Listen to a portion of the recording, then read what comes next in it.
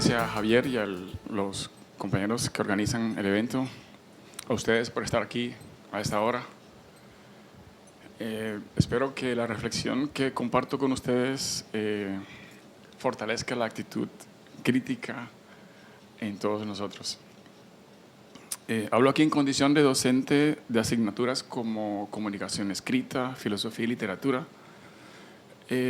centrado bastante en los procesos de lectura y escritura en la universidad. La ponencia hace parte tangencial de un proyecto en el que estamos trabajando y que se llama Determinantes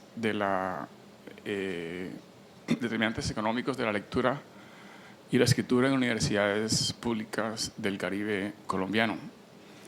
Digo tangencialmente porque el origen de la reflexión es un poco lejano y es en momentos en que he dado cursos a los estudiantes sobre saber cómo presentar la prueba mejor. Me había siempre surgido la pregunta, pues hay un modo de lectura crítica en esa prueba, habiendo escuchado de la teoría crítica, me preguntaba siempre qué será lo que habrá de la lectura en la lectura crítica de la teoría crítica. Es decir, esta expresión que está tan difundida no solamente en Colombia, sino en el resto de América Latina, ¿qué es lo que hay de la teoría crítica en esta noción de lectura crítica tal cual como se plantea en la prueba? Eso explica un poco el título, un poco enrevesado, pero la pregunta que hay en el fondo es eso. La mayor parte de la reflexión se centrará en lo que se puede llamar como el perfil de la teoría crítica con base en tres autores, Horkheimer, Adorno y Marcuse, en tres textos que he escogido de ellos. Pues básicamente será esa, no creo que tenga demasiado para un segundo punto que consistiría en los términos de la prueba, pero lo retomo al final cuando cierre, intentando posicionarme frente a la pregunta. Los tres textos que he trabajado son Teoría Tradicional y Teoría Crítica de Horkheimer, del 37, Filosofía y Teoría Crítica de Marcuse, publicado inicialmente en el 37 también, y El ensayo como forma de Teodoro Adorno, publicado finalmente en el 58. Las razones de estos textos en los títulos se encuentran como anunciado, como preanunciado, que se va a caracterizar, definir, decir en qué consiste la teoría crítica, en el caso del texto de Horkheimer y de Marcuse, y en el caso del texto de Adorno, porque ahí él expresa nítidamente que la forma crítica por excelencia es el ensayo.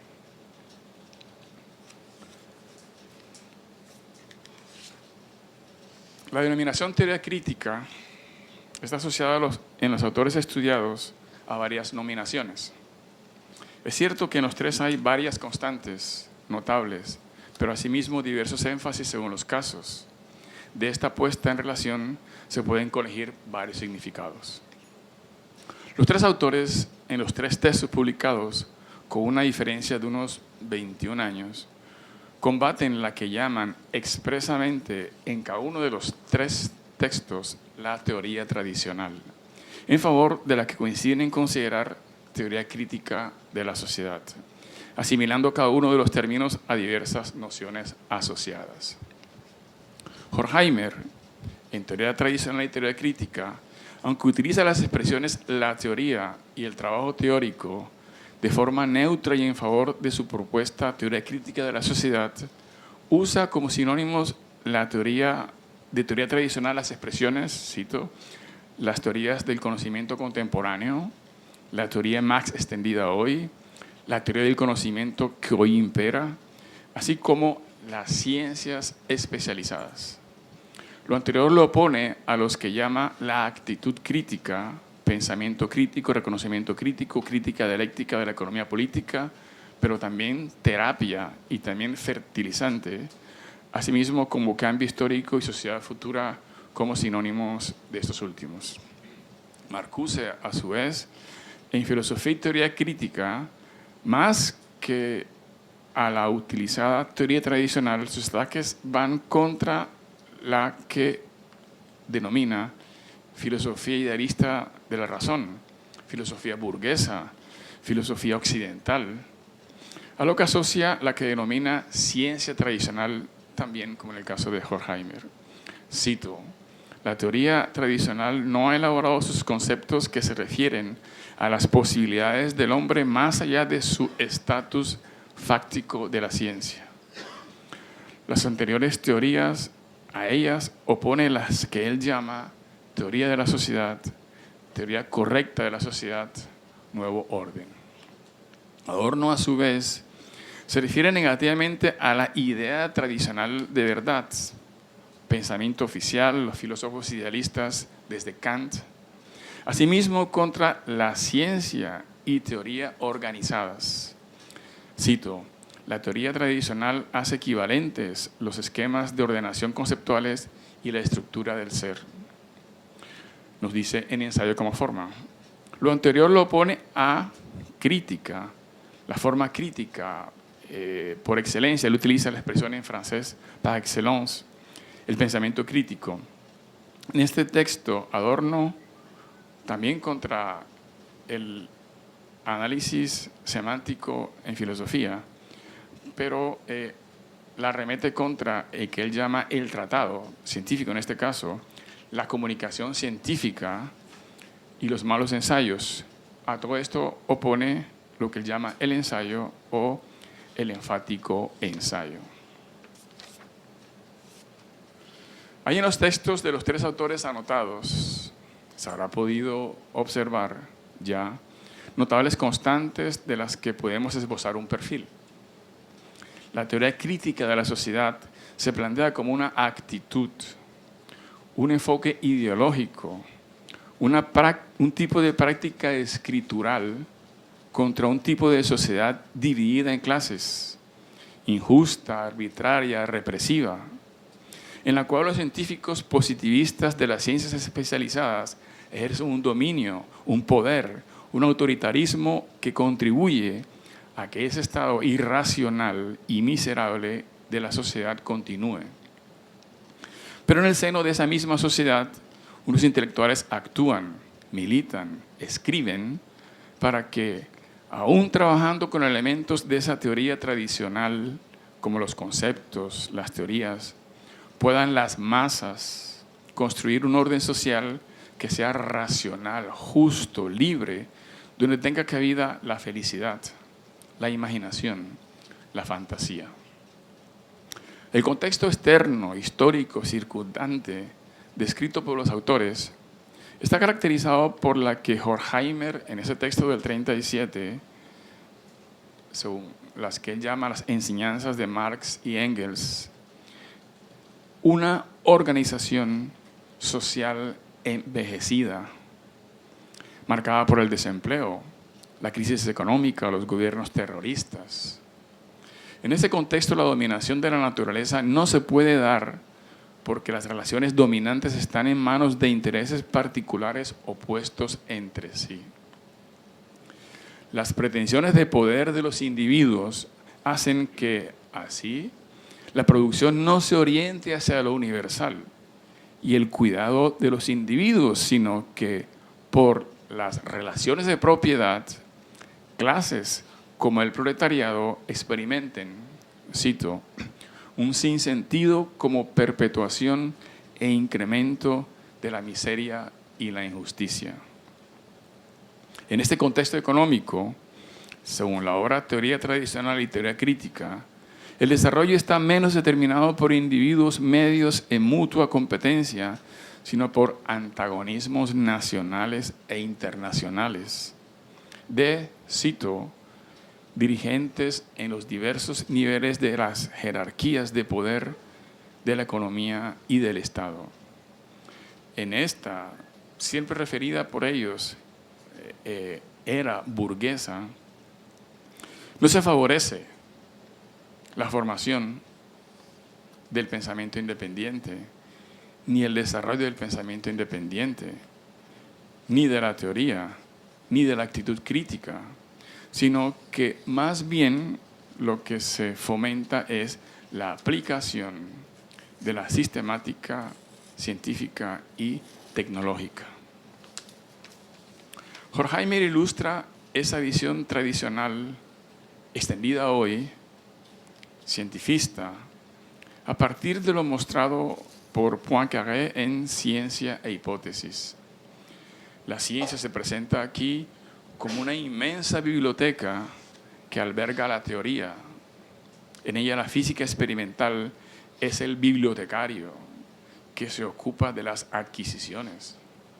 La física matemática, dentro de las ciencias, la más estricta, cataloga, sin lo cual no se puede nadie servir de la biblioteca. Estamos así frente a un sistema universal de ciencia, un mismo aparato conceptual que se impone, la regla de deducción que domina, la tercera máxima cartesiana que impera desde la modernidad. Según teoría tradicional y teoría crítica, esta concepción tradicional es consecuencia de una abstracción que parte de la actividad científica, tal como se lleva a cabo en un nivel dado de división del trabajo. Aunque en esa teoría tradicional no aparezca la verdadera función social de la ciencia. Aquí, la fuerza del conocimiento se denomina la fuerza del origen. La producción investigativa, académica, se entiende como la soberanía creadora del pensamiento. Estoy citando. La falsa autonomía del científico burgués, nos dice Horkheimer, en la era del liberalismo se muestra en los diversos sistemas filosóficos. Esta tarea de clasificar neutralmente en conceptos universales conlleva, lamentablemente, dice Horkheimer, al quietismo, al conformismo, a dejar las cosas como están. Pero, plantea este autor, cada uno de los componentes de los resultados teóricos tratados e encontrados debería suponernos la crítica y aquí define, caracteriza la crítica como la lucha contra lo existente en la dirección determinada por ella misma.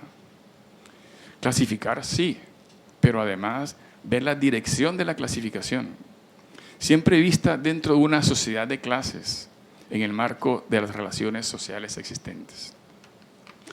Las obras de Marcuse y Adorno tomadas para este caso apuntan en la dirección marcada por Horkheimer, contra el poder atribuido al conocimiento surgido de las ciencias positivas, contra la pretensión de objetividad de las ciencias especializadas, contra el orden represivo de las comunicaciones científicas. Según el Marcuse de Filosofía y Teoría Crítica, por ejemplo, la cientificidad no es una garantía suficiente de verdad. Ni la filosofía idealista, ni la filosofía burguesa, ni la filosofía occidental, es decir, ni la teoría tradicional, han trabajado en las posibilidades del ser humano más allá del marco fáctico de la ciencia. En cambio, la teoría crítica de la sociedad se preocupa por la felicidad mediante la modificación de las relaciones sociales, un nuevo orden en el que la felicidad sea un derecho del individuo, a donde se llega oponiéndose a lo existente mediante una lucha social. Adorno habla también de la pretensión de objetividad de la ciencia, el aparente orden sin fisura de sus conceptos, el orden represivo de los tratados, la comunicación escrita. También mete aquí el análisis semántico. En su lugar defiende el estigmatizado, el mestizo, el reciente tipo de texto llamado ensayo. Su forma acata el pensamiento crítico. Desde sus inicios es la forma crítica por excelencia, entendiendo por crítica, cito, la confrontación de los textos con su propio enfático concepto. Página 30 del ensayo como texto. El ensayo es, pues, especulación, explicación, interpretación sobre objetos específicos culturalmente ya preformados, que no obedece al juego de aceptar y ordenar de la ciencia y la teoría organizadas, mediante la interacción de conceptos que referencian una experiencia personal que aspira a la verdad despojada de apariencia estética. No miro los términos de la prueba de lectura crítica, pero sí retomo lo que me parece puede aparecer en esa prueba de la teoría crítica. ¿Qué hay de la teoría crítica, de la Escuela de Frankfurt, hablamos en este caso, en la noción de lectura crítica y agregamos hoy en la noción de comunicación escrita en este examen de estado de calidad de la educación superior, Saber Pro, versión 2015-2, pues que revisando me di cuenta que es algo diferente de la 2015-1. ¿Cómo podríamos imaginarnos la implementación de lectura crítica en una prueba, en un examen, a partir de la noción de teoría crítica vista aquí?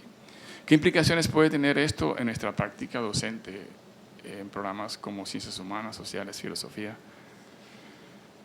Personalmente alcanzo a notar un propósito expresado que va en el espíritu del perfil visto de la llamada teoría crítica, tal como aparece en los textos trabajados hoy aquí. Veo una dificultad enorme en poder conseguir ese logro en una prueba de escogencia múltiple. El uso de la memoria y de conocimientos fuera de los textos de la prueba plantea una problemática que incluso hace contradecirse los términos en el que la prueba Saber Pro del ICFES se plantea. Veo una mención a la reflexión y a la relación, dos nociones en el sentido de lo planteado por la teoría crítica. La acción de evaluar la validez de los argumentos que plantea la prueba, aunque no expresada textualmente en las obras trabajadas hoy por mí aquí, podríamos decir va en esa línea. Parece imposible lograr una relación fluida, sustentar una posición, desplegar una evaluación en una prueba de escogencia múltiple.